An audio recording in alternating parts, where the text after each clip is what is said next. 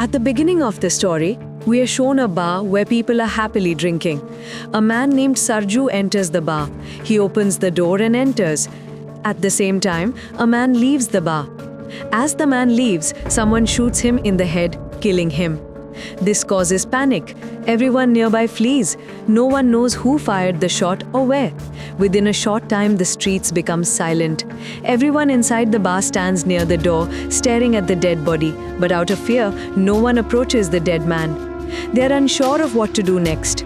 At that moment, a man tries to call the police, but his phone is out of network. When the others check their phones, they too find no network, as if someone had installed a jammer. This frightens them even more. Then the bar cleaner decides to go to the dead man. But as soon as he approaches the body, someone shoots him too. Seeing this, everyone inside the bar gasps and lies down in fear so that the sniper can't shoot them. Everyone realizes that going outside means inviting death. They turn on the TV to find out what's going on. But there's no news on TV about the incident. They are perplexed that 2 people were shot dead on the street in the middle of a large city like Madrid, but nothing is being shown about it on TV. As they look outside, both bodies are gone and their blood has been cleaned up. Everyone is at a loss as to what is happening. Then Sean says, "I think someone has kidnapped us all and wants us to keep us from leaving." He then suggests that one of us might be a terrorist with a bomb and the government wants to capture and kill him so he can't escape and detonate it in a public place. Hearing this, a man named Nacho discreetly hides a black bag under his foot. He sees him doing this. Now Sethji is convinced that Nacho is a terrorist and there must be a bomb in his bag.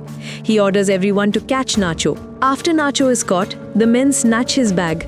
Nacho tells them not to open it, saying there's nothing inside, but they don't listen. And when the bag is opened, some clothes and a hard disk are found. Elena asks Nacho what's in the hard disk. Nacho says there's nothing in it that could harm anyone. He says he works for an advertising company and the hard disk contains work files. But Elena, not listening to him, breaks his hard disk, revealing there's nothing inside. Nacho gets angry, asking why everyone is doubting him. There's another briefcase lying in front of him, possibly containing a bomb. He asks everyone whose briefcase it is. He then says, "The briefcase is mine, and if anyone tries to touch it, I'll kill them." But then a man named Mai pulls out his gun and points it at Sidrio. Sidrio couldn't do anything at gunpoint, so the bar owner, the umpires, take the briefcase. But the umpires are afraid to open it.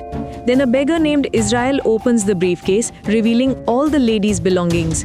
Sidrio says, "I have to sell it all and I'm ashamed to tell people about my work."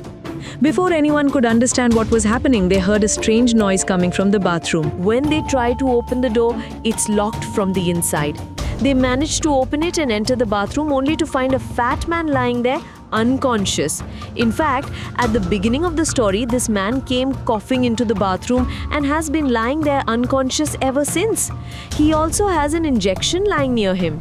They assume he's a drug addict and leave him there. Just then, they hear the sound of vehicles outside. As they approach the gate, they see several army officers, all wearing masks. Seeing the army soldiers, they are overjoyed and start calling for help. The soldiers pile up a large number of tires, burn them, and leave. Although everyone thought they had come to help, they didn't help them and left. A little while later, the news broke on TV that a large part of the city had caught fire and that area had been sealed off and no one could enter. The people trapped in the bar couldn't understand why the government was lying. They had set this fire themselves. They saw us, yet they weren't taking us away. Just then, the man who had been unconscious inside the bathroom suddenly appeared before everyone. His entire body was horribly swollen and his eyes were glowing like white light. The man said, "Don't come near me and don't try to touch me." Saying this, the man collapses and dies, his mobile phone falling from his hand. Then Israel, smiling, places coins on the dead man's eyes and declares that we are all going to die. Meanwhile, the men pick up the dead man's mobile phone and discover that the man was an army officer.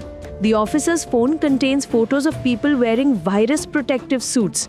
Seeing this, Nacho realizes that the dead man was infected and died from the infection. And it's possible that more people here have been infected. And the government is not allowing us to leave so that we don't spread the infection to the outside world. That's why the government has sealed this place and won't let us leave at any cost. They're still watching us, and if anyone leaves, they'll kill them. so we'll have to call for help from inside. Then Nacho tries to get a signal from this man's mobile phone. He climbs on a table and lifts the phone up to get a signal, and his phone finally gets network. He announces to everyone that he has network. Nacho calls a friend. Nacho's friend tells him to quickly call any media person and tell them everything. But Nacho immediately climbs on the table to talk on the phone, snatches the phone from Nacho and starts screaming for help. But then, due to the overload on the table breaks and their connection is lost. To restore the signal, Nacho asks for his phone, but the bar owner, the umpire, stops him and tells him not to touch it, saying it belonged to an infected man who died from the infection. This phone is also infected, and if you touch it, you will also become infected. Sergio and Andre believe the bar owner's words to be absolutely correct. This means that Nacho and anyone who touched this mobile or this man are all infected, and there are 5 of them who did this. The 3 of them stand on one side, while the 5 who touched the mobile and the dead body stand on the other side. Elena says we shouldn't act crazy. We've been together for hours. If we were going to be infected, we would have been by now. But Andre pulls out his gun and tells Elena to stay away from him or else he'll kill her. Then the bar owner, Sergio, threatens them with his gun and tells Andre to go down to the bunker and leave the 3 of us here so we don't get infected because of you, and take this infected dead body down to the bunker with you. The 5 of them refuse to do so, but then Andre fires a shot, forcing them to comply.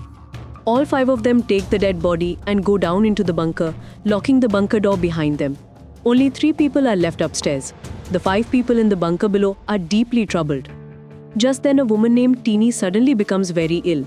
She climbs the stairs and shouts at the 3 people outside to open the door, but no one listens. While standing on the stairs and banging on the door, the train loses its balance and she falls. However, her foot hits a nearby crate of bottles, causing the bottles to fall and break. The water inside the bottles begins to flow to one side, giving the 5 men the idea that there must be a way out. When they remove the cardboard, they discover a drainage system below. This means they can escape through the water. They wonder who will get out.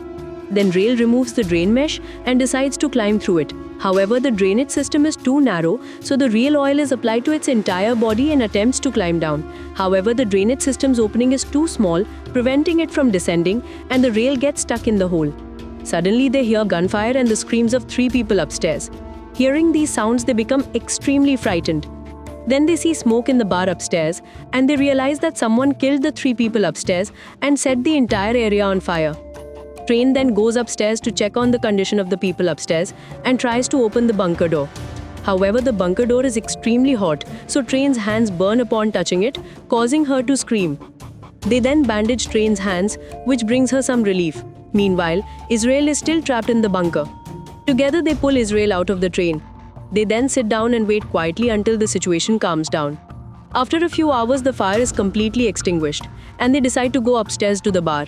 Upon reaching the bar, they see that it has been completely burned to ashes. Then they see some people desperately sealing the place from the outside. Helena says, "I'm going to call for help," but Nacho refuses. He says, "If those people see you, they'll kill you. So it's to our advantage to hide here for a few days, and when the situation calms down, we'll quietly leave one by one." Nacho's suggestion seems plausible to everyone. These people quietly observe everything, fearing that if anyone finds out that 5 people are still alive inside, they will all be killed. Just then the mobile phone starts ringing. Fortunately, the people outside sealing off the area had left, and the phone that was receiving the messages was from the infected man, an army officer. Helena picks up his phone and begins reading his WhatsApp chats. In the phone, a man asks the officer, "Did you feel better after taking the vaccine?" The man replies, "No, I'm feeling very bad and I'm hiding in an outside washroom. Don't try to come near me." Now Helena reads his old chats, in which the dead man has written to her, "I still have 4 more injections left." They realize that the injection he has is the vaccine for the virus. Everyone is delighted to learn that the vaccine might work, but they still wonder how the man died if he had taken the vaccine. Then they start reading more of his old chats and discover that the man had been ill for several days, so the vaccine injection didn't work on him and he died. Suddenly he receives a call, but before Nacho can answer it, the phone's battery dies. She dies. They try to somehow charge the mobile phone.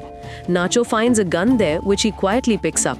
Elena tells her that the man had written in his chats that he had 4 more children, so why don't we find those 4 vaccines? After which they return to the bunker and start checking the dead body. But they don't find any vaccines there. Then they remember that the man went to the washroom first. When they reach the washroom, Israel is already sitting there holding the vaccine. Nacho and the others try to persuade Israel to give them the vaccine. But Israel says that you have 5 vaccines and Israel has 4. If I give you the vaccine, you'll use it and leave me here without it. Elena tells everyone, if you want the vaccine, you'll have to come down. I won't use it yet and will keep it with me. We'll decide when you all come down. Now the people upstairs have no other way out, so they start breaking the hole to widen it. While they are busy breaking the hole, Elena begins searching for a way out. After walking a short distance, she sees light somewhere. First, she hides the injection in a hole there. After that, she goes upstairs from the CDO and looks around. Outside, there are numerous police forces covering the entire area and burning 3 of her comrades who were killed outside. Then we see that the remaining 4 people who were in the bunker above have widened the hole and somehow managed to get down. As soon as they come down, a fight breaks out once again between Israel and NATO. This time, Nacho tries to snatch Israel's gun, and this time Nacho snatches it from him. Just then, a gunshot is heard from underwater, and Nacho comes up. When these people see that Nacho has come up but Israel hasn't come out yet, they assume Israel is dead. They start blabbering among themselves that Nacho killed Israel. However, Nacho claimed he didn't kill Israel, but that Israel left somewhere. They don't believe Nacho because they sense Nacho is trying to hide his crime. They tell Nacho to drop the gun, but Nacho refuses. Nacho first asks Elena very gently where the vaccine is. But when Elena doesn't tell them, Nacho holds sister at gunpoint and demands that Elena give him the vaccine. Now here's Nacho. He says, we have 3 vaccines, and if I kill you, we can easily share them with each other. But Elena refuses. She says, don't kill the baby. I'm ready to give you the vaccine. Elena then leads them outside to where she had hidden the vaccine. They slowly move forward. Nacho and Elena lead the way while the baby follows. Then, Nacho falls into the water and somehow risking her own life, she saves the baby. But then she tells everyone that one of us 4 will die anyway. I'm the oldest among you and I've lived my life. So she tells Nacho to shoot her, so you can easily share the vaccine with each other and save your own lives. After a long moment of deliberation, he points the gun at Nacho, but he can't fire. The trainee then takes the gun from Nacho and shoots herself a short distance away. Only 3 people were left and they only had 3 injections, so they each took 1. Meanwhile, they hear voices coming from the spot where the trainee had killed herself. When they go to the scene, they see that someone has placed coins in the trainee's eyes. Seeing this, they realize that this is the work of none other than Israel, because Israel does this. Israel then attacks Israel from behind and kills him. Israel, enraged, goes after Nacho and Elena. Just then, Nacho and Elena see a flight of stairs. They quickly run towards the stairs and begin climbing them to save themselves from Israel. But then the injection Elena is holding slips from her hand and falls down.